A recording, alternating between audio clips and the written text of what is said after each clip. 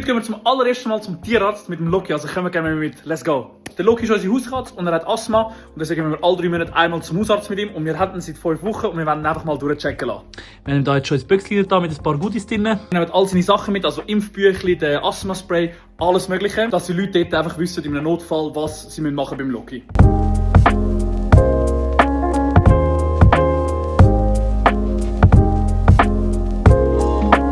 Wieder zurück hierher und er hat das so gut gemacht. Ich bin so stolz auf ihn. Er hat einmal die Impfung bekommen, Entwurmung, plus haben wir ihn jetzt noch chippen lassen. Vor allem extrem wichtig für mich ist, weil ich liebe die Katze über alles. Chippen machst du eigentlich nicht für die Katze, sondern für dich als Halter. Dass eben genau, wenn etwas passieren sollte, dass sie mir gar zuordnen und sagen, hey, das ist der Halter.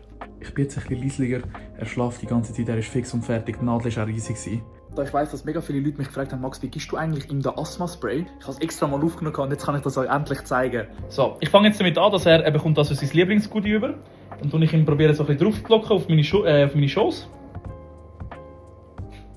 Nachdem er jetzt ein bisschen Goodie hat, ihr seht, er schaut da recht streng schon drauf, bekommt er jetzt seinen Asthma-Spray. Ich möchte das immer so ein bisschen im Vorher- und Nachher geben, als so ein bisschen Belohnung. Jetzt muss ich ihn auf mich drauf lupfen.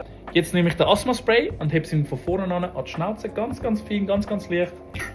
Einmal draufdrücken und jetzt muss es 10 Sekunden einwirken. Also 10 Sekunden muss er jetzt ein- und ausschnaufen. Und nach dem Asthma-Spray bekommt er dann noch etwas zu essen. Das Gute ist, er darf tatsächlich sogar seinen Asthma-Spray, also die Stärke vom Asthma-Spray, absetzen. Und wenn alles gut läuft, darf er ihm sogar nur noch 50 Milligramm geben. Das heisst dann nicht mehr täglich 2-mal, sondern das heisst dann alle 2 Tage einmal. Er weiss, vielleicht hat er ja in einem Jahr fast kein Asthma mehr oder gar kein Asthma mehr. Das wäre so ein Traum. Und ich wüsste, er kann es so gönnen von Herzen.